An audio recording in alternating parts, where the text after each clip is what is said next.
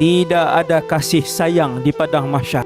Isteri kata, ya Allah, itu suami saya 50 tahun ataupun 40 tahun saya hidup sebagai isteri dia. Ya Allah, dulu saya buat live pakai baju ketat, ribuan orang tengok, dia tak tegur, wahai Allah. Suami saya tak pernah tegur saya pakai seluar jin ketat. Saya buat live, ribuan orang tengok, wahai Allah. Saya nak tuntut hari ni. Ya Allah, dia suami saya, dia tak ajar agama kepada saya nak tuntut pada dia hari ni. Allah bagi tak?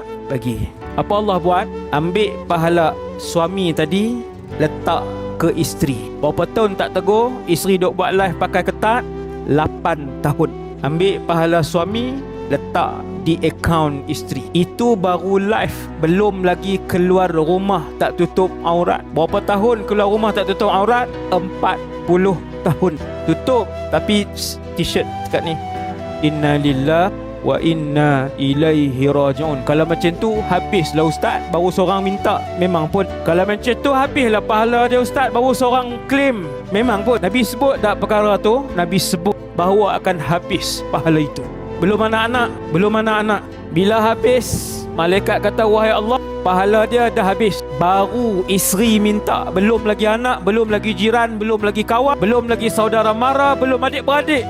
Bilangan mereka ribuan. Lalu bila pahala dia dah habis, Allah pun arahkan, ambil dosa orang yang minta tu, letak dekat dia. Kumpul dosa pula. Dia dosa seorang. Kita tengok di belakang, 600 kawan kita sedang beratur. 600 kawan kita. Kawan pertama kata, ya Allah, dulu dia hutang RM5 tak bayar. Ganti waktu tu. Ganti dengan pahala. Belum duit lah. Tak ada duit lah. Ganti dengan pahala. Kawan yang kedua, ya Allah, dulu duduk di universiti dengan dia 4 tahun.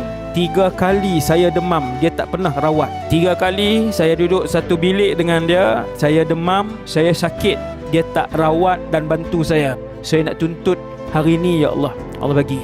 Bayang tengok berapa banyak yang dituntut ketika itu di mahsyar.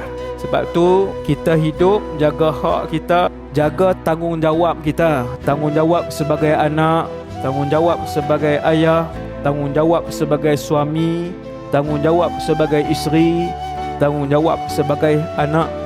Jaga untuk kita selamat pada kehidupan yang begitu menyusahkan, pada kehidupan yang begitu getir.